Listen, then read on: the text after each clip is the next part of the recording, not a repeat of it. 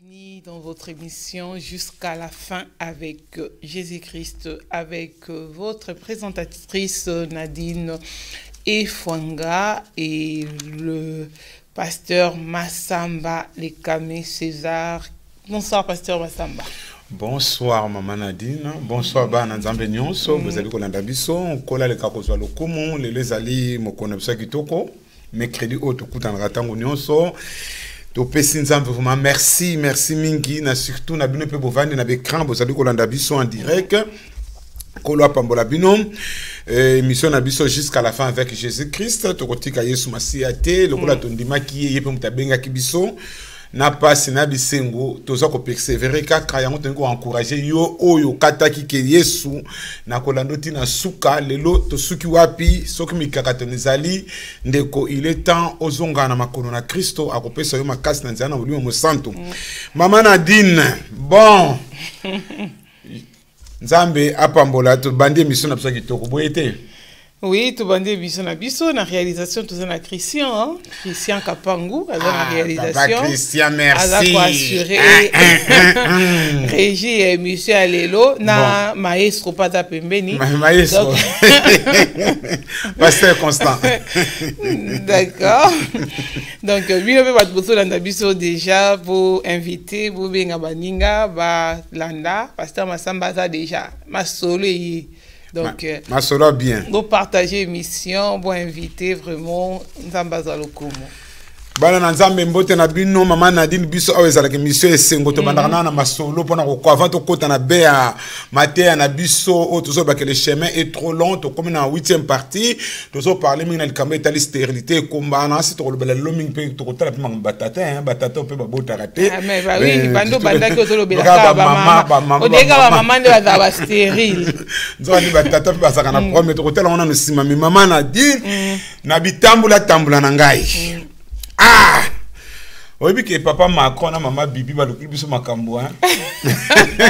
On donne celle qui se soucie wa. Na zongi songo parce qu'on a uto mona week-end oyo maman Nadine na bitambula tambula nangana kenda ko tambula nangana kota lila dan kuna week-end oyo a Pentecôte ko moni Pentecôte a fête kitoko eza fête na ba chrétien mo kolmolo mo santo akitaki Yesu alobaki kena kotika bino orphelinité na kozana bino tina suka donc Jésus est la vérité molimo mo santo akitaki on moni tina ba mboka o lokola ba ba chap ndake journée lundi de Pentecôte eza férié donc pona ko kanisa mokolo molimo mo santo akitaki bon siko yo ndima makambo to siko to na mokili ba tiango déjà un pays comme la France ba tie férié pona ko kanisa Pentecôte donc Jésus azali mutu oyo penda alobaki solo et Pentecôte ali fête munene eza début ya christianisme et on moni que na tambula yo mo na bitambula tambula kaka mais maman Nadine akoma ki place moko bana na Nzambe mama Bibi na makoba lokili biso makambo.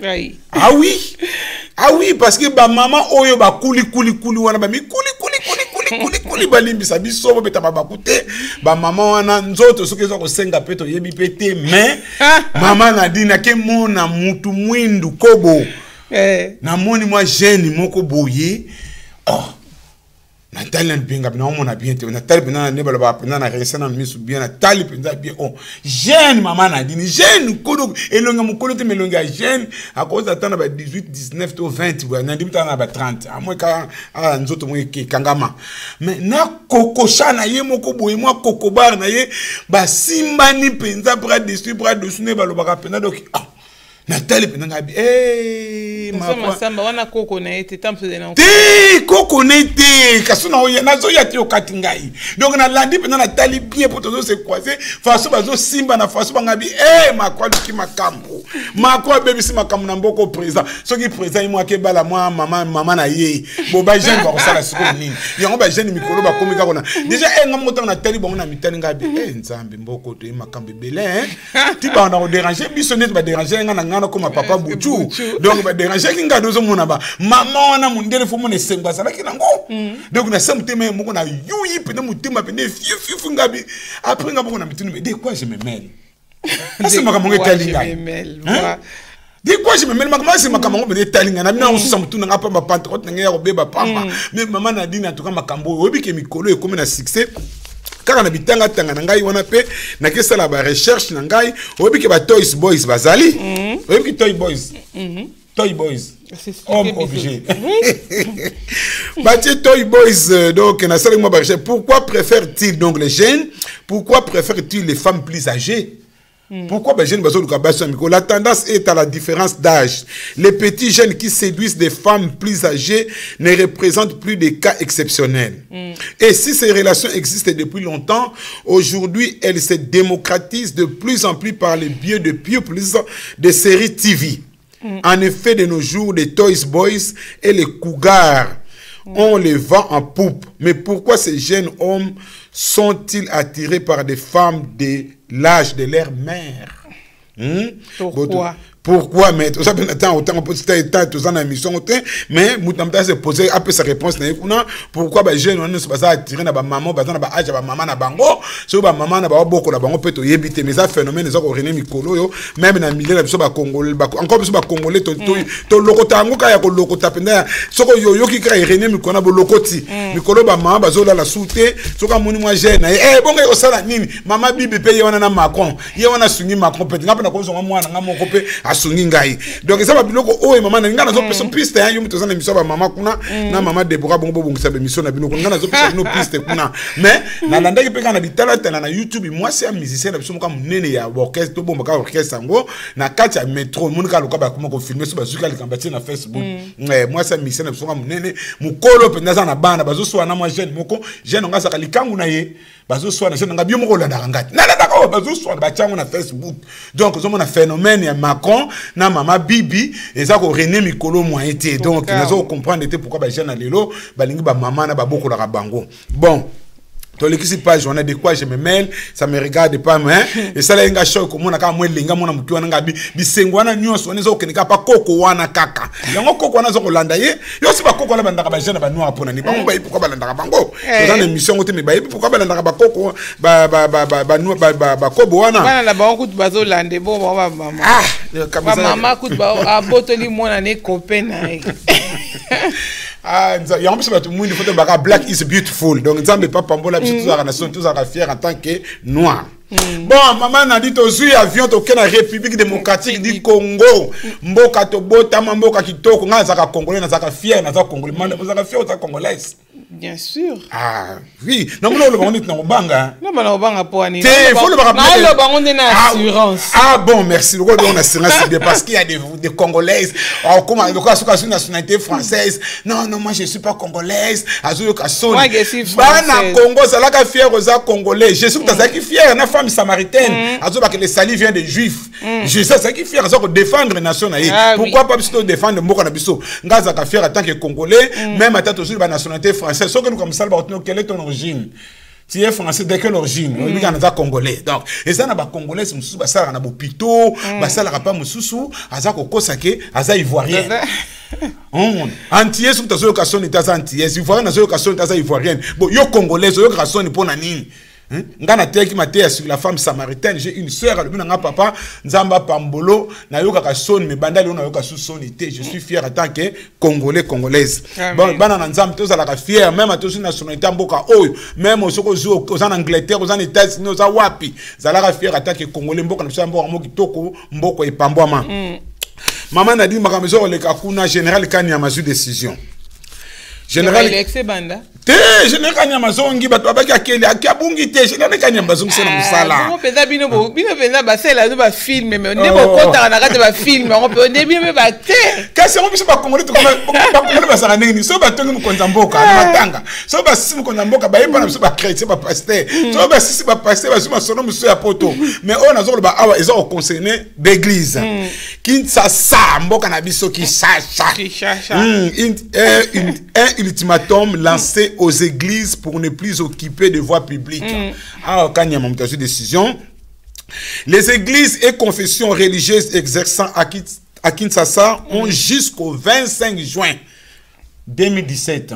Il y a 25 juin, pour ne plus occuper les voies publiques et éviter des tapages diurnes et nocturnes. Le commissaire provincial de la police de la ville de Kinshasa, le général Célestin Kanyama, a lancé cet ultimatum mardi 6 juin. Donc, le mercredi, mardi 6 juin. Oui. Et où dans l'écran lobby? Hier. Hier, à l'issue d'une rencontre qu'il a eue avec les responsables de confessions religieuses. À partir du 26 juin, la police nationale commencera à mettre de l'ordre. Ah bon? Ah bon, il faut être bénéficiaire d'une autorisation préalable avant d'utiliser l'espace de l'État. Et dans ces cas-là, la police est dans l'obligation de vous accompagner, a recommandé le général Kanyama. Selon lui, toutes les églises devraient aussi se mettre en ordre avec tous les documents officiels prouvant leur existence. Nous restons dans les principes. Il exige que quand il y a une église quelque part, elle doit d'abord avoir les autorisations d'existence, étant donné le nombre de gens qui fréquentent cette église. Si cela nécessite l'utilisation de l'espace de l'État, qu'est-ce qu'il faudrait également faire, a ajouté le général Kanyama. Toutes ces églises doivent aussi éviter des tapages diurnes et nocturnes. Ces résolutions ont été prises par une commission mixte, police nationale congolaise, église, et adoptées mardi 6 juin au commissariat de la police nationale congolaise à Kinshasa, entre les deux parties en plénière après une série de rencontres initiées par le général Kanyama. Je crois que pour un enfant de Dieu que nous sommes ici, nous n'avons pas l'intérêt de défier l'État. Nous ne gagnons rien à le faire. C'est question que chacun d'entre nous comprenne que ce qu'on me demande, c'est pour notre intérêt. Et c'est pour sécuriser les enfants de Dieu, a interpellé le général Kanyama. Prenant part à cette rencontre, le pasteur Patrice Ngoï Moussoko a déclaré qu'il appuyait la démarche des autorités policières de la ville. Il a assuré que toutes les églises allaient se conformer aux prescrits de la loi. Au moment où bon, surtout on a dit malam, de quoi surtout à chrétien, tout ça la télévision chrétienne, et ça reconseille un peu biso, il y a un moment où on a radio Okapi. Makambo c'est na radio Okapi bon tu vas misi makambo yo makambo wuto le kaka kalobi donc d'ici les 25 l'église c'est vrai azan a raison l'église mingi so ça ba débat des gens attendent ba commentaire ba fingi ba pasteur ba fingi makambo belé mais ngelo ko na moni souci na moni moi ik mo ke zawana papa général Kanyama il fallait bandana baba mon avant banana l'église il fallait banana baba ni tuna njili wana kulwa kimbuta wana pende fallait banana ko kanga kulwa kimbuta parce que kulwa kimbuta na soko badi 17h ti tongo mama musique ebeta kakuna même to soki bana batangaka donc na ba église na bar na soki nini nyonso wana fu batala ba église za na ordre te c'est normal faut bakanga ngo je crois que mkosi na baki ke ngaso ba ko tanga ministre de religion na senga ibachanga ministre de religion poto to bana ko tshana no ordre na makamu sukuna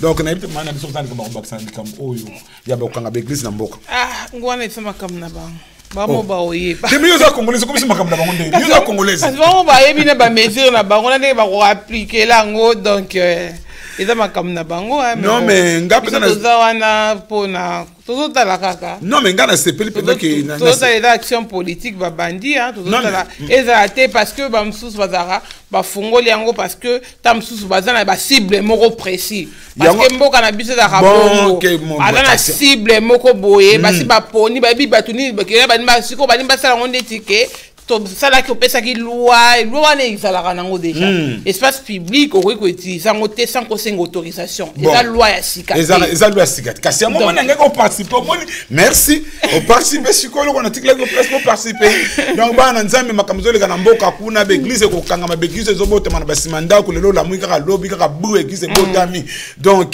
général Kanyama il fallait bandana na baba na ba kulunu à cravate ba kulunu à cravate fallait bandana na ba kulunu à cravate on a makamzo conseiller kasi wana ba mikanga ba mo baza ba na kasi ba kuluna cravate kasi ba mo l'exemple vient d'en-haut donc nzamba za lokumu donc to pesi nzambe merci to continue mission na biso bana na nzambe ko la ka ko pambola bande ko mingi bonanda ki biso mercredi passé na mikole le ka ki pe lisusu merci na bande ko Belgique bo sala ke belé bonanda ki biso to suka ki na question ya papa José o ya tuna ki biso concernant ba guérison ndenge to so mona ba kambezo le kambalo le to zo maye to zo makasa e to zo akwa et to zo nini to pakula mbie to pakula nini na nzoto poto bika donc bat bazolo comme miracle to le blague kametali la femme sunamite moi je suis une femme de distinction auto monaki ki azaki pendant na bolingo ya kosali sa musali na nzambe pe en retour nzambe apambola ki ye mwana botama ki pe mwana kufa ki pe mwana sekwa ki donc nzambe alakisa ki monene na ye donc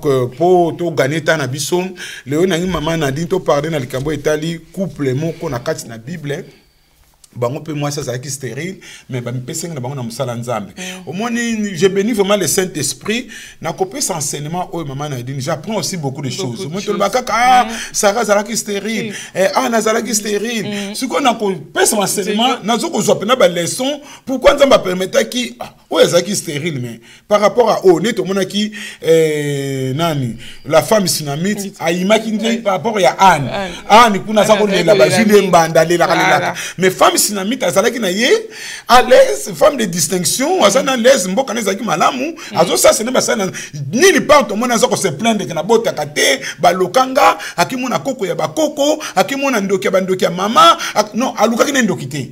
Elle bénissait le Seigneur, elle était bien, le Dieu d'Israël, et pour ne pas nzambe na ye, Elisa banako le kanaye, abanako sa Élysée. Mais le lorsque on a sous couple mususu, maman n'a dit no ko tangla biso to mona likamba Elisabeth na Zacharie na Nouveau Testament, to sauter vraiment saint to comme na Nouveau Testament, bande ko mingi soke monsieur sido passer na ngaki na tuna. O passer na ngena édifier. Soko lingo tuna numéro ezali wana papa na biso Christian a sa numéro o e bat ba ko intervenir ce qui papa Christian ko chango po bande ko ba benga maman na dit tangla biso na Luc na chapitre 1 oui tous dans le chapitre 1 du Cambo banana verset 5 d'accord Luc 1 verset 5 du temps de Hérode roi de Judée. Il y avait un sacrificateur nommé Zacharie, de la classe d'Abia. Sa femme était d'entre les filles d'Aaron. Elle s'appelait Élisabeth. Tous deux étaient justes devant Dieu, observant d'une manière irréprochable tous les commandements et toutes les ordonnances du Seigneur.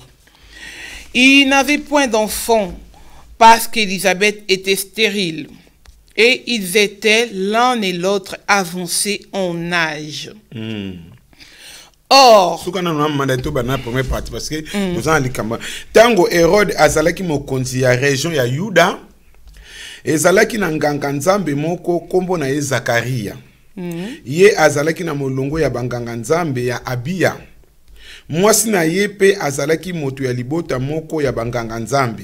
Kombo na ye azalaki Elisabeth. Bango mibale bazalaki bato malamu na miso ya nkolo. Mpe bazalaki kotosa mibeko na ye nyonso. Kasi bazalaki na mwana te, po Elisabeth azalaki kobota te. Pe bango mibale basi bakomaki mibange. Mama Nadine, ya une caractéristique na bato onyoso nzamba permettait ki bazala ba stérile na Bible, okomona kaka ils sont devenus vieux. Les femmes synamites plutôt que son mari était vieux. Abraham avancé en âge, Sarah coûte un mokabi plaisir en d'autres coûte Sarah n'ont le sauté. Les hommes donc nous sommes pas permettre la situation oh nous c'est impossible. Nous sommes même makamutu type dans les locaux moko zomona il y a impossible mais comment possible. Donc et pas ensemble mingi comme la kabiso nous devons vraiment dire merci à Dieu. Mais problème c'est que dans chaque couple autre mon stérilité zalaki makambo ebele za koleka na couple ngo mais couple oyo eza couple moko malamu mama tant on a ko méditer on ndako na bi oh gloire à Dieu soki ba couple o baza na bana te soki ba ko landa exemple ya Elisabeth na Zacharie baza famille moko ko ba entre guillemets famille croyante famille moko chrétienne bayebaki ko banga nzambe bayebaki ko servir nzambe et puis batikaki ngomba te. Tous les jours, bazaki na temple, malgré bazaki na bango na banati. Est-ce que Elisabeth na Zacharie, basaki combien de temps maman a dit? On ne sait pas. Bible le bin absoluté. Basaki combien de temps? Bible le bité. Mais l'objectif, la Bible nous enseigne chercher d'abord le royaume des cieux et puis nous ce que peut ça melabino. Maman a dit na comprenez le comment on a ministère, on a une somo en Nzambe. So que le comment on senga pa ya Nzambe zo ko souhaiter. mi pesa na koluka bokonza likolo na ko mi luka bokonza likolo koluka bokonza likolo c'est quoi? C'est servir Dieu, c'est tout.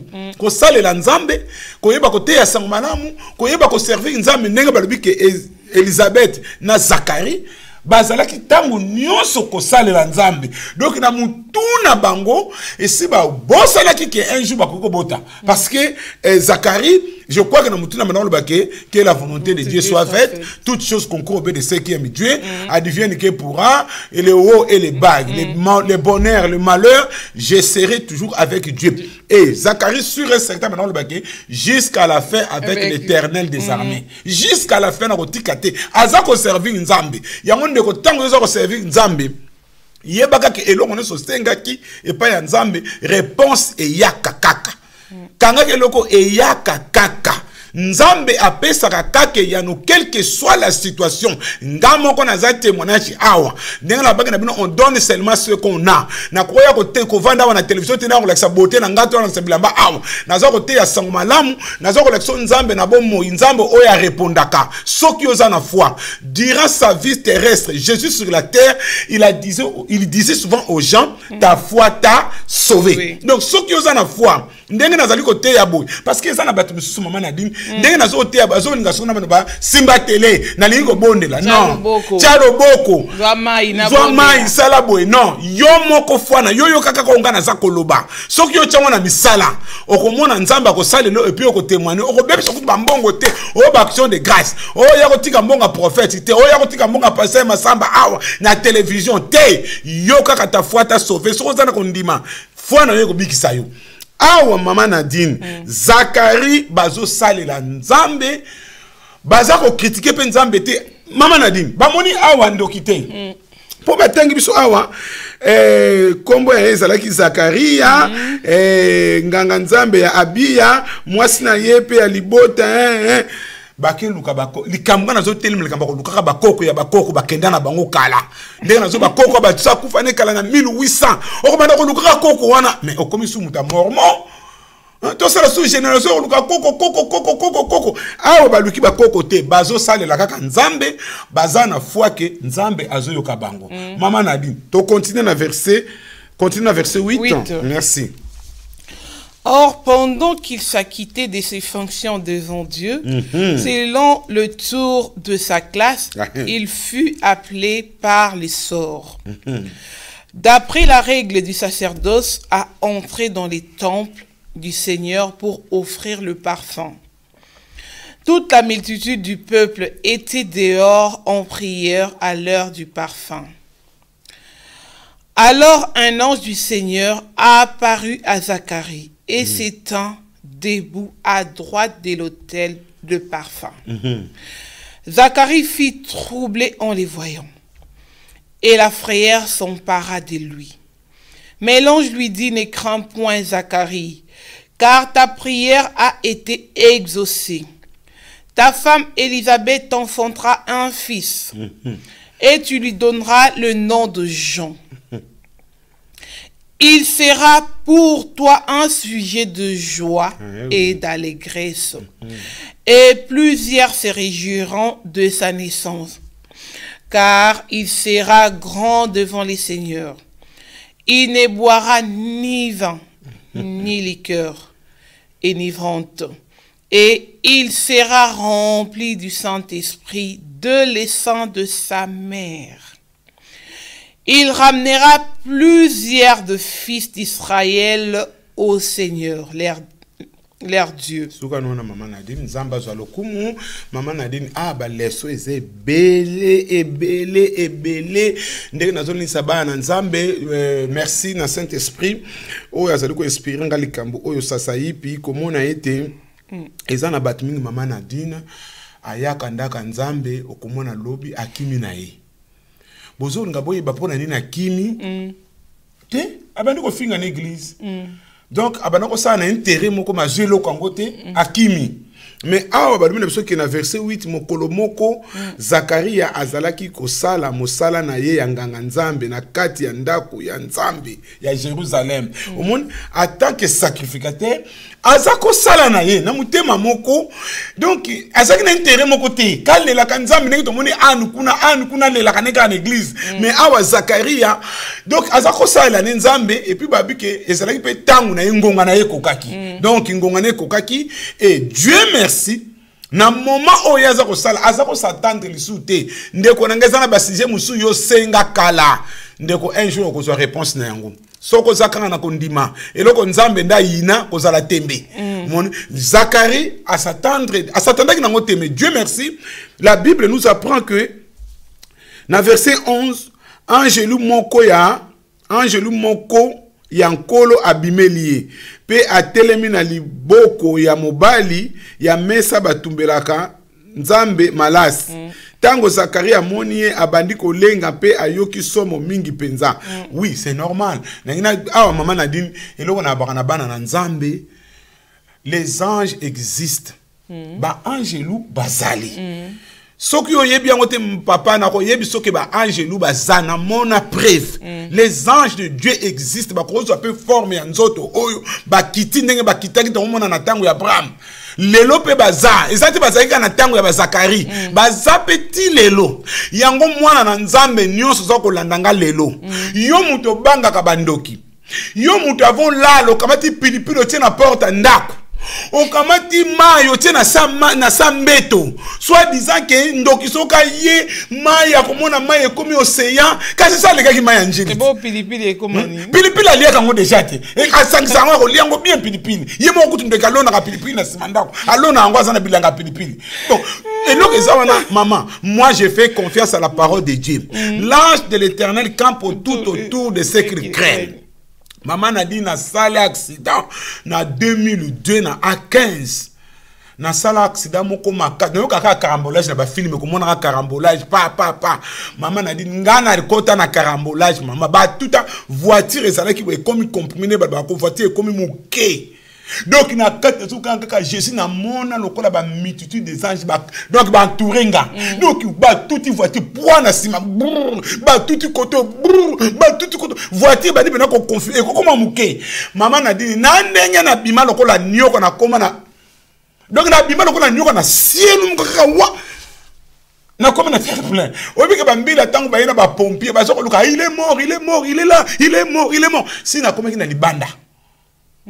Non, tant que pasteur à l'époque c'était pasteur Martin, tant pasteur Martin naie à mon avis non c'est pas non obimi ndengini to komisa nzambe to bondela wana bambila bazotana ka bakam. Donc maman, les anges de Dieu sont là baba te la kabiso nazoko beta c'était parce que to komi na moment oyo ba démon ya ko bangisa batu ba lati ba pasteur balati bandimi balati mama ngomba na biso na kati ya lingomba boko kotaka banda bokoteki batu bazo banga kaka to senga moto mais ndaka nzambe mama na dit moi je ne sais pas ngakota ke église na kota kanaza l'aise na kota kanaza et c'est ça que maman ka pesa témoignage bande kuna za kindoki ba maman so comme kimsa bana ba maman so comme kimsa ko zala kapemena na maman ona te so ka pesa ka ko liate église comme que esika ya ko banga balobi que pendant que Zacharie travaillait pendant que Zacharie exerçait ses fonctions de sacrificateur l'ange est apparu ndeko ndako no ndege za wana soko banga kanon nzambe loboko na nzambe za likolanda kuna yo satana ko yata ya ko meka ndako na yo soki nzamba pese permission te. Et l'on connaît ce comme la Rabison Nzamba Zakana au contrôle na yango. Zacharie a Bible bien absolu que ange Abimelie c'est vrai humainement parlant à Bangaki parce que l'ange était avec un accord ôté. Avec un accord angélique Abimi à Bangaki. C'est quoi ça? C'est pendant la prière. Il y a un moment où l'équipe et l'autre l'équipe prière est zaté. Ce qui Satan a bondi, ça que l'autre mot qu'on a vu chrétienne maman Nadine. Beaucoup yuko yemba na bino l'église. Beaucoup kata na bino ba danse l'église bo yem. So comme il y a maman bondeli. Au moins comme Luka bat. Ma miso mo na kesuba. Miso na bimu. Miso mo tam comme Luka porte na. So quand tu as prière ensemble, miso na ma boko kolo wana mo sa bondela. Prière moko. Maman na bima kampo ezalaka. So prière bo sala on kakawa. Prière moko mutabondo comme ça ba no bon na bana ndenge nini. Surtout ba église za na mingi francophone. Mutebi ne français te. Kasi oluki makambo.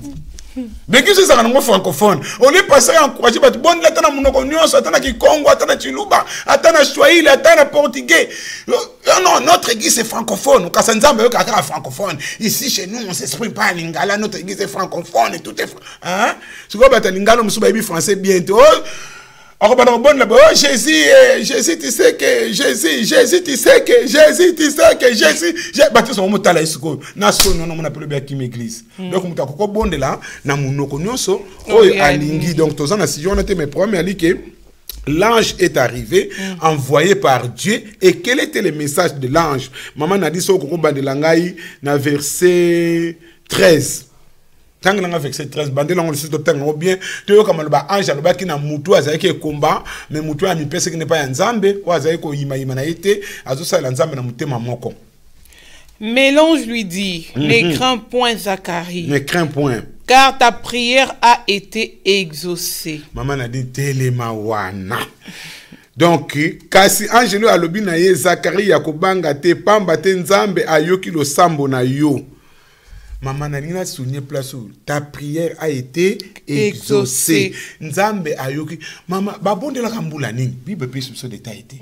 Et si ba komi mi bangé. Sur c'était ba senga ka mwana ngo kala. Sur maman, sokoto analysant ba senga ki mwana kala. Nzambe pesa biso mwana. Elisabeth peut-être pas na ko mitungisa pesa biso mwana. Mais et si bah tiens confiance c'est pas un nzambe. Donc ta prière nde konangozo ko la nangai e osenga ki nzambe nini. Osenga ki nzambe loko nini nyoso zo osenga pa na nzamba ko pesa yo. Na ningo la kisayo ke vie chrétienne za la ka personnel. Moi ça kotanga makila yemoko azwa ki makanisi. Soki na simbi ka kelamba na ko bika. Yo pe agisse na foi ndenge mutema no eza ko tinda yo. Soko la ni maloba na zolo banom papa na lobaki na bana na nzambe mukanda na poto eloko pamba surtout makamba mikanda ko to teka ngo penda eza makambu pamba nzamba ko pesa yo ayebisa ke ozana mokili oyo makamba libala o mobali akenda soki ozana foi nyonso ekozonga o nyonso ezalaki détruit Dieu est capable ya kobongisa ngo mamanaki donc nazolo babé que ta prière a été exaucée et loko nino senga pa ya nzambo ozwa ke ya noter zala na patience zala na kimia. Le problème est que fais confiance à l'Éternel. Donc, on a sukuna an prière ne s'allait exaucer. Donc, on a batunios basinga que pas nzambe prière ne s'allait exaucer. Mais et ça que tiko takte. Et ça ba misu c'est vrai tiko tak nzamba pese ya nombala moko. Et ça ba misu nzamba ngaki a fermé une fois na bango. Dieu est souverain. Il peut te dire oui tout de suite, il peut te dire attends, il peut te dire non. Pour na bien intérêt na yo. Ngasi ko maman na so na nzamba na nzamba pesa nga avion. Na quotidien na 21 jours nzambe pesa nga avion nzambe pesa nga avion mais ce que nzambe pesa nga na ko tiengo na reponi na ko tiengo na reponi nzambe ko yiko yoka oui bon au 5 avion ma ko pesa dans soupe na 60 ans ko na mukolo ministère e ko munene type na mukoso bon nzambe pesa pe avion au sombi pa avion zo monde mais muso ali ba pesa ka avion tout au tiengo na report mais maman na zo ba na bana na nzambe na zo ba mama na din nyonso to senga pa ya nzambe na zo beta 7 na likambo ya prière nyonso to senga pa ya nzambe nzamba pesa mana dinga nzamba albaki na ngai boye soko luki bokonzi na likolo soko bangi ngai nyonso na kosenga nga na kopesa yo mama na yebite soko loni na senga pa nzambe te apesa nga te tu qu'on a se poser la question à moins peut-être biloko musu na zozela koya na age na ngonga nango so mona donc mukosi to na ndako na bana omoni na mboko tuza na mboko France tuzaki na ndako na leki na ngai ba Blaise bande kusina sa pesa pe témoignage yango omoni ka tant to ki ça omoni un Kinois na angolais différence c'est vraiment mke na sens que moi j'étais à Kinshasa banda ko étage to omona ka banda ka batambongo avant na ndako étage to ki na complexe bwana mais j'étais en Angola ko banda ko étage tonda bebo donc bangola ko bakamba poto ba kamera poto tene biso ba congolais to kamwa Dieu merci j'ai passé par Angola na ye awa bon tant on a ye awa to mo vana banda ko to benga banda ko étage ba HLM mukoso to kana ndako ba voisin makelele na ba pour discuter na habitala na bisi leki na nga Blaise talo moni ta père azaki na l'art to akova mapangwa omoni nga nzambo na sambela nga na vana lupango ko vana na ba appartement e ko chauffer nga mutu donc nazane likaki nzambo na sambela akopesa nga lupango mama na kota na chambre na bi nzambe pesa nga lupango pona musala na yo Nzambe omone Nzambe pesa nga lopango po ba mona ngate mais Nzambe pesa nga lopango pona musala na yo na yambaka pe batu batibeli bazo na ndo ba safety de ba yake bele mama na ndenge na zula pe pavillon di matin on dit mati soko ina quartier na biso na quartier moko penda calme kimia kasi Nzambe pesa aposa motema mutu merci mama na di ndenge penda na senga ki okoya ka bandeke kyo tu peux adorer le Seigneur tu peux gêner tu peux crier au gang mutu ko déranger mutu te ozomona donc nous to senga pa Nzambe akopesa biso yo mbana na Nzambe la prière de Zacharie a été exaucée lelo Zacharie azali susute lelo yo mutu zo lanangai oyo toza na poto nga na umeli na mboka oyo na sungi ba jeune belé ti le pe na za ko sunga situation nous nous ko traverser tozo parler le kamba stérilité situation nous ko traverser l'ange est venu Dieu a exaucé to mona na Corneille na acte Nzambe so exaucé Corneille tes prières tes aumônes ont été exaucées na bo monde ezaki exaucé donc namba d'autres peut se rappeler Nzambe pesa ke yano donc naza ko mema yo ko l'action que Jésus-Christ est le même hier aujourd'hui éternellement Yesu tanga na Bible a changé te yewana kaka oza jeune ndeko nanga o meno koma koko na poto likola ko tia souci Bible bike yakana ba souci na yepa Yesu Talanga na 53 mais nazo banoko na 25 ans. Ah oui maman Nadine. Mais faut toujours fier na Jésus. Yo na 30 té. Té 30 té maman Nadine. Ngam té na linga ba non na zala ka fier en tant que chrétien et puis dans la quatre église na tala ba tata nyo se giso na monika ozo na papa zo na bolikamni. On na bolikamni to na poto aba zala nzoto soko pene kimamba on na baki mbaleleki. Donc biso kati na Yesu toza na Nzambe na bomoi o ya pesa ka eyano. Mais pourquoi le loba to so comme kangamba comme pasteur? Posons-nous la question.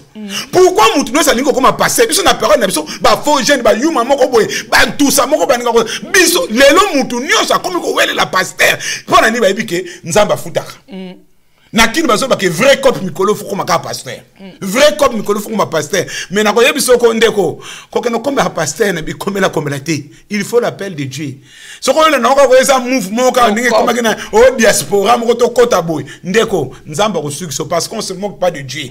Mais maman likambuke tes prières ou ta prière a été exaucée. Maman a dit tangala biso siko verset partie B na verset 14. Total siko makamuni ange alobaki. Ta femme Élisabeth t'enfantera un fils. La future. Et tu lui donneras le nom de Jean. Il sera pour toi un sujet de joie et d'allégresse. Et plusieurs se réjouiront de sa naissance.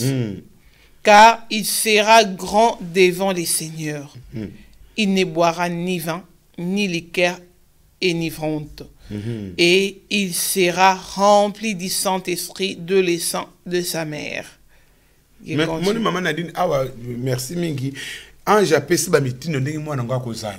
Moni donc Satan pe koto nenga yiba koto yo Satan mwana akomela masanga te mwana akozala boyi mwana akozala boyi mwana akozala boyi mwana akozala boyi mwana akozala boyi bano pe bakanuluka pa ya Satan pa pesa ka biloko na ye donc to ke bakatango toza kati na Yesu Masiya ozoko bota to ke pa banganga nganga pa ko pesa ba mitino no mwana oya apolela mbula te. Mama mwana nina kupola mbula te tango nganga za koloba no déjà que mwana oyo bokobota apolela mbula te ona zemi na yo kopola mbula te utona zemi na yo kopola mbula te mais mama olingo linga te eju mbule kokolela nzoto tango mbule kokolela kana nzoto belibome bandi donc il peut Satan la bongo donc Satan biloko no sa landa kaka imitaka kaka mais ya balola ngona ndenga mabe omoni babiki mwana oyo akozala mutu munene mwana akozala bonebo yango mwana lobaka na basi oyo bolongola longola bazemi to linga ko longola zemi keba oya ko bomana ba prophète munene heureusement Elisabeth longola zemi te tango dezo apesi mitindo batu boni ba bomi ba prophète de Dieu batu boni ba bomi ba pasteur batu boni ba bomi ba docteur batu boni ba bomi ba président de la République lelo siko comme ko déranger ba pasteur pona ko luka bana longola ki ba zemi boni na vie na yo mais maman tango na tele ko prier Seigneur apesa ngelo ko moko pona ko pesa batu espoir Dieu peut frapper Mais Dieu, il est tellement miséricordieux. Okokolongola bazemi ndeko, soko mi pese pa ya nzambe na mutema moko, il est capable parce qu'il est docteur des docteurs. Mon okoza kana désespoir te na vie no a lokana ngola bazemi comment on na culpabilité. Si le fils vous a franchi, vous serez réellement libre. Yesu est capable à kokangola yo ya kolongola culpabilité wana, aza capable pe ya kosala miracle pe au boti. Selon sa miséricorde et selon sa souveraineté et selon sa volonté aussi. Donc ezali mawana nzambe omoni ke ndeko tangu supo longola bazemi tangu supo salaka mabe lelo koma komi lela ata wana sije mususu yo lela ka likambo wana nzambe sa limbisa yo ou bien kutana na pasteur na yo luka pasteur na yo kutana yo sola na pasteur ayebinga ko guider yo yeba pe ko tosa pasteur na yo na kati na lingomba tika ete nkolo zo lokumu ezana bandeko mingi bolongola bazemi boza ko benga na kisasa obengi na kisasa passer no na kati église ozo kotosa yete ozo kobenga na kisasa kuno tinda 10 ya 20 000 loko zaka na poto tinda 10 ya 20 000 nyoso tindi kuna ndeko kutana na pasteur na yo o azali papa na yo na kati na ndako akosunga yo ako aider yo mama Nadine mwasi na yo Elisabeth akobota mais to comme na mama likambo na verset tanga na verset 18 mama Nadine verset 18 Zacharie dit à l'ange: à quoi reconnaîtrai-je cela? Car je suis vieux et ma femme est avancée en âge. L'ange lui répondit: je suis Gabriel. Je me tiens devant Dieu. J'ai été envoyé pour te parler et pour t'annoncer cette bonne nouvelle. Et voici, tu seras muet. Et tu ne pourras parler jusqu'au jour où ces choses arriveront. Parce que tu n'as pas cru à mes paroles qui s'accompliront à leur temps. Ce qu'on a sauté dans le verset 23, c'est très important. Lorsque ces jours de service furent écoulés, il s'en alla chez lui. Quelque temps après, Élisabeth, sa femme, devint enceinte. Elle se cacha pendant 5 mois, disant: c'est la grâce que le Seigneur m'a faite, quand il a jeté les yeux sur moi pour ôter mon opprobre parmi les hommes. Tango Zakaria asilisi mikolo na ye ya mosala na ndako ya Nzambe azongi epai na ye. Na sima ya mwa tango moke mwasi na ye Elisabeth azwi zemi pe akei komibomba sanza mitano na kati ya ndako. Amilobi: tala likambo nkolo asali po na ngai. Pamba te alongoli ngai soni na miso ya bato. Ah, maman Nadine, c'est vrai ce que l'ange a dit. Ta femme enfantera. Et la Bible nous dit quelque temps après, quelque temps après, Nzambe mutape sarabana.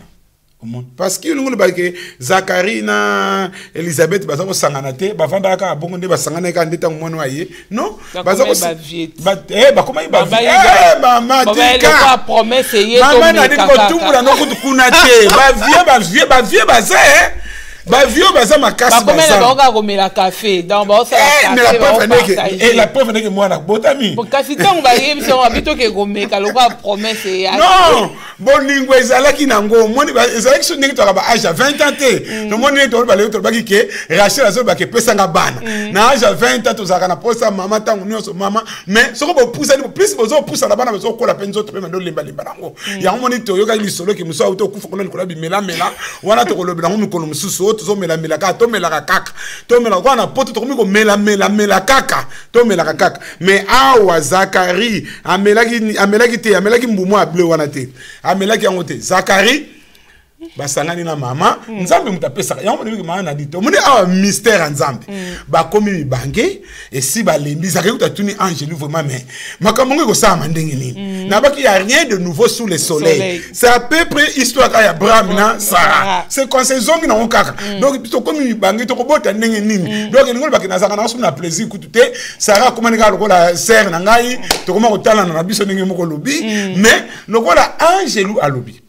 Comme mon ami Angelo, quand Dieu est au contrôle, Dieu donne aussi la force. Après ce qui est force, après ce qui est vigueur, ou est ça que Zacharie aye ko bota omoni donc nzambe azwa lokumu mama Nadine na ngenge na suka awa mais lokwa na pesa ki bana na nzambe promesse que tozoko lobela mingi ba mama na ngena lobela mwa mokeli kampe ya batata stérilité batata na biso na likamba Zakari soko na likamba baksa mama ozape mama pasteur toza na likamba baksa kuna ana tendana sala na ba recherche likamba stérilité masculine donc na ba recherche on a salaki batata mingi pe bozo bota te makambo ezebele kaka mama te pour aba Zakari awa ba to moni couple moko kimia matata te soko matata pene salaki bango lo so matata ne to mona ki ya an matata ezalaki ba lobela biso pona matata ezalaki bombande ezalaki ko swana ana za ko lela me awa ba mi pesa ki na bango na musala nzambe donc to mi pesa na musala nzambe to lembate bande ko soutenir encourager vraiment beaucoup de serviteurs de servantes du Seigneur auto mi pesa na musala nzambe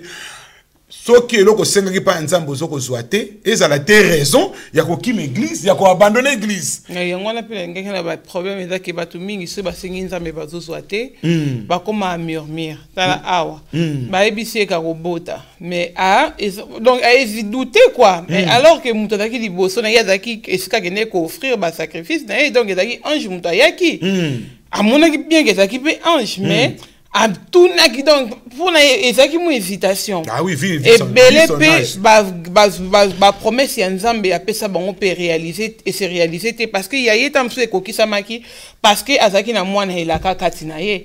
Fallait Jean-Baptiste abotama. Mais belé pe boye Nzambe alobia opesa ye mwana mais azaka na foite. C'est comme si kaka c'est pas bon deli pona lelo andimi na ye. Andimi mais tango ozonga bi e ya pendenge nini. Donc akomika azal convaincu te. Bon pasteur nani alobaki ngapi na ça peut pasteur Abraham Paloba. Et pasteur Nicodème pe fois ya pe acha loboko. Pasteur Jacob ye pe fois ya acha semence. Siko ba semence ngo ekotie belé. Tam sous semence ya pasteur Jacob et ki ko bimisa semence ya pasteur Israël o ayaki na révélation ya solo o apesa ko message ya solo yo ke Luka Jacob azane féticheur donc tant yo ke pa na ye ya botoli bénédiction na yo musuku ta bimina yo moko kasa bimina il y a plusieurs moyens ya ko retirer ya ko iba bénédiction ya mutu ndamba pesi o bénédiction mais o ebi ndenge ni ya ko gérer bénédiction o te o ke ko livrer ngo et puis nzamba ekei nango apo komi ko lela ezo umela o komi banzembo ezo umela mais ezo umela parce que nous en mettons à l'oba qui disposition ni qui pour attendre accomplissement et prophétie. Merci maman Nadine Zamba Pambola yo na sepel mingi vraiment na contribution na yo. Nengena lobla moi muke na ba recherche na salaki au moins na kanda ba couple na yebi couple moko bazaki na matata soki mama lobika na papa to ke l'hôpital mama tomboki. Papa tomboki. Soki grand maman lobika ka to ke hôpital ba sala biso examen. Te yo muto bota ka tenga za mubali ngobani. Ngana mubali te. Oh. Problème na communauté congolaise, tous en moi ignorance mouké na côté wana. Non seulement la communauté congolaise, l'homme noir en général, ceux qui parlent bien papa, yonzo tonayo, ils ont ça sous bien, bomimi ngambo. Ozo mona mais na ba recherche na salle na monument mouké na tang mouké na monokalo poto stérilité masculine. Contrairement aux idées reçues qui affirment que dans un couple, seules les femmes sont en général responsables des problèmes pour concevoir un enfant, les hommes peuvent également avoir leur part de responsabilité. Les hommes. L'infertilité masculine est en cause dans 10 à 30% des situations. C'est quand même beaucoup, 30%. Les deux partenaires sont impliqués dans plus de 30% des cas. Les causes masculines de stérilité ne s'accompagnent pas des troubles sexuels et la fertilité n'a aucun rapport avec la virilité. Nombre de spermatozoïdes, autre cause de la stérilité masculine, pour en savoir plus, bon, bah, tiens, nombre de spermatozoïdes. Une stérilité masculine peut être provoquée par une production de spermatozoïdes de mauvaise qualité, une insuffisance de production de spermatozoïdes ou une anomalie du transport des spermatozoïdes. Donc, on va bien en français, oligospermie. Elle correspond à une quantité insuffisante de spermatozoïdes dans les spermes. Normalement, il y a au moins 20 millions de spermatozoïdes parmi les spermes. Un nombre inférieur de 10 millions par millilitre peut être responsable d'une infertilité. Donc, na biso batata likambo bon, na meka le blanc on a parlé sur les chrétiens face à la sexualité. Tous en a témoin, na tous ceux qui ne savent pas battre na biso un jour pour parler sur les chrétiens face à la sexualité, mais témoin na ngopé ça encore indiquement sur tous en batata pour na ko respect na biso na coutume na biso na culture na biso, le quoi le tout monde na TV ba to comme le n'importe quoi, to ba kopé ça respect. Tant on appelle ça que séminaire on a Luanda et Sungara bande ko belé. Au moins na biso batata et ça nango péché et ça nango peut défauter mais et ça peut être une erreur biologiquement parlant na kati na toute na mibali na mai na mibali tant suma isa ko kokati to akina ndeko moko mobali ye resmo bakendeki na mwasi na ye ba sali examen balibina mobali ke mai na bina mibali o ya yo papa et ça na puissance té mon faut lire ka mingi ba carotte o lire ba carotte le docteur a pensé que ba consigne c'est vraiment na lire ba carotte on t'a boti mwana na obenga mwana comme des carottes moi les carottes. Alors les carottes, ce sont des vitamines ou des boosters qui sperme na ye. Après quelque temps, nous bota na bango. Ba bota na bango. Donc biso ba papa et ça kasoni maman na dit moni so ki o échoué ne loko wana papa ça kana soni. OK, si ko ba on dit maté wana. Si ko ba mam biso ni maman do ba tata ko za mbana na kati mibali.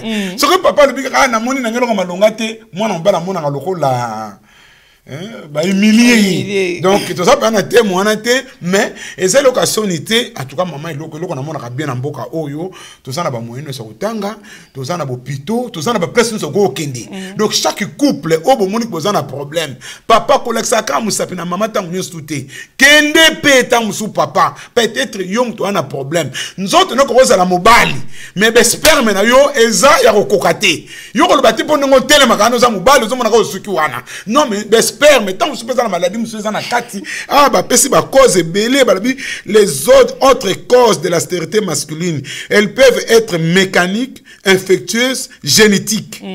Une origine hormonale est rarement en cause. L'âge du père. Un futur père âgé de plus de 35 ans présente un risque d'échec plus important. 35 ans déjà. Il faut te rappeler moi avant. Papa fait 35 ans, papa s'il a raté. Déjà bien, scientifique, les traumatismes dus ou des testicules, les séquelles d'infections virales, notamment par le virus des oreillons, des infections sexuellement transmissibles, consommation d'alcool et de tabac. Normalement, alcool. Ah ouais, le col est comme un coup tu n'as pas la lingo, mon a deux paquets 8 et 6. Oh, tala ba masanga muto on me la nenga lingi pour y gang. Muso azo me la ke. Ba comment te quand même à Kenya bien Kenya. À Kenya bien. Le toko. Ba comment te quand même le toko na ba château le toko. Muso on me la toko pendant do kam me la po abima ye mobile nzo kande na kati eza ko baby ça. Au moni maman na dit ba biloko to so le bela o nyonso o. Eza ba kambe belé o esala ka ke peut-être muso aza na problème. Ngana yebi ndeko moko to solo la kina ye bon en tout cas moi j'ai travaillé dans la jeunesse na aider ba jeune ming si j'ai sexualité ça sujet moko ça un peu délicat ou bimi na sujet na bisoté mais to le bla ming makambo etali stérilité eza na ba bilenge ming na sungi en tant que président de la jeunesse dans la paroisse à Pentecôte le jeudi 3 na sungi ba nebelé au moins ba âge surtout âge que l'on a puberté ko kota adolescent au kota âge adulte ezaka âge moko soki ba sungi mutute et pas ba tozo bunga ya omona mboka oyo ba bêtise makambe belé sali et puis dialogue na banda ko ezo zalati bon ngata que passer na solo na batebelo moi tant so tata so ngo solane tant bando tunika makambo na oh pasteur yo mulimo ne laki yo okono tunanga makambo ndengwana nomona pasteur a comprendre déjà que mutu oyo azana problème ba oyo ba yokanga en tout cas j'ai aidé beaucoup de gens j'ai aidé beaucoup de gens na tinda rappel mutu so qui est en hôpital moi nga na ba recherche dans habiter un hôpital au soki un hôpital au ba docteur au ba zakuna ba ibine ba sala ba ibine ba aider yo zo mona donc na côté na biso mibali je crois maman na dit no moni si j'ai open to na clôturer au moment OK ndeko moka kufa ka to bomba mboka ngo ndeko moka kufa ki awa na mboka moko ato keneki matanga na pasteur dodo kaka na nzela ndi tuzo kende boto kuteka na ba ma ato moni ba ma ofu ba saka ba congolaise aba ma bazo ke matanga papa biso tuzo ke matanga ngo bon to memi bon parce que belé ba côté ba mama na dit baba ni bazo ba bon to na col pastoralité lo côté to na tsoka ba chini ndengwana baba ni masolo moi été yango penda ya kufi ndenge nini En tout cas, bino mibali pe bolekisi. To comme ça na passer dedans. Maman on a dit maman, oh, to lekisi na likamni. Kasi bimela na bino wanati. Hein? Bimela. Maman bimela ma papa tika na yo. Oyebi ke amela ki telema ya mingi. Ka kufika mbala mo. Siko moi ba kote na musine zate ngapelo kwa sone lekite na kote kilo tinga bi. Maman amela ki nina ngo. Kasi bimela ti. Ba tata na suba amela ki. Bino boni ko mena. Oyebi to kuma na matanga bama mais mama na dobi ko za na muku mama na oyebi vérité ko oza na mukumba makasi na tanga ba mama wana pena na ebiso vérité ba solo ta ba beta masolo so na beta ngwa bezati donc ba so iba wote kimso ta ba pasteur ba ko ye ba ngo kaka mais attends so ba ite wo ba pasteur bino ba memi bino ka ba aider bino bo be dans wote est-ce que ko se lâcher bon a se lâcher qui coûte donc à tel point na nota na moi so azulu comme ba l'autre ni a se lâcher qui à tel point continue na makamso ko côté te donc ko coûte faut yo mukolo ko ata o pesa ngona mission na bino ba mama parce que aye ko yebe to ba sel nzambe tant to comme ko kuna na cimetière pasteur pasteur si ba bete déjà ma solo donc zo mona likambo o to manadine bana na nzambe to comme na suka émission na biso likambo stérilité masculine bande ko za makambo musupe za ba microbe ezaka ka sida te mais za na maladie belé ba syphilis ezali ba maladie sexuellement transmissible ezaka ke belé o ko sala ke ba ko traiter yo yango ndeko mobalo zali ko landa ngai ko yoka soni te eloko zo bomba biso supe mama nadine bitala tala ya ba film o ya ba mboko te yoko kuta omoni yozo mona gang wana na film kuna lokola yaza gang na film kuna yo lingo sala pe ningo zo mona wana wona za ba film ba sala bakabako bango bambosha bango pona makambu wana yo ko sala makambu ndenge yazo sala te yo ko zana mama na bana ndenge bozalaka o ekoki na mususu pe bino ba mama mususu nga na tonda kite o nga boye yango mtezo sala ba makambo wana nyonso donc bana na nzambe to lobili kambo etali stérilité masculine na beti mwa muke mwa sete batata o bozana problème ko bota bo laksanga mingi misape na ba mama bo meka ko kene no hôpital bo kene bo hôpital bo kuta na ba docteur bazali na urologie kuna batala ka makambango na ba sexologue pe bazali mais na service à urologie pe na mbala na makambo na biso mingi batata kuna nde bokoyeba makambo wana bakoyeba kosunga bino bako orienter bino na ndenge pe bokoyi kozwa mwana na côté ya nutrition pe aussi kolia na biso oliaka oyo bayibi ndenge bakoyi kosunga en tout cas nzambe azwa lokumu mama Nadine pona leo na suki awa na conclusion tokoloba likambo ya couple oyo Zakari na Elizabeth na sepelanga na couple oyo mingi komona vraiment ke bazo ko salela nzambe na mutema moko pe ngonge kokaki nzambe apesi bango eyano ndeko nanga oza na kati na ngomba kotika Yesu te na supplio vraiment na kombo na Yesu kotika Yesu te. Va avec cette force que tu as dans tes faiblesses, dans des moments de bonheur, dans des moments de force. Zalaka kana Yesu. Et lokonin osenga ke pa ya nzambe ozwa kite. Fais confiance à l'Éternel. Jésus-Christ est vivant. Akope sayo e yanu. Un jour peut ko sepela, oko bengo bi pasteur mon masamba te aka kala 10 ans déjà passé, tala nzamba pesi e yanu. Tika ete nzambe ale ka kopambola bino so bolandi biso. Mama Nadine episode likamba ko baksa vana de kana banonce. Pona ko sala conclusion. Masamba makambolo beza solo. Pona batata toza makambo bakisa te donc ezali bino batata bobongisa tozongiseli bino bale mama Nadine nazo préparer juste au bande biso tonga batata loko eza kota mama nazo préparer malembe kola pe biso temps ce que matin pe ça mingi ta ko kene musala ko zonga sala musala ba tout toza na zaf ma charger ce que nzamba bateli biso pendant un jour pe bambule poussa na on se mom que to préparer biso tonga batata eza pena bande komi baza ko réclamer mission en français tozo ba to préparer ko ya bo mitungisa te tozo ke malembe na kolo tika ete nzambe apambola bino nyonso o bolandi biso na pesa programme ya la fraternité. Ezali wa bino pasteur Masamba, pasteur responsable ya ministère assemblée évangélique la fraternité tozana Caton ya Val d'Oise, donc plus précisément tozana ville ya Argenteuil. Donc programme na biso ya culte bande konusu boza ba kota 92 95 kuna soko za église okendakate okoko ya kota la biso na assemblée évangélique la fraternité tous les dimanches tozali ko sangana de 9h30 à 12h30.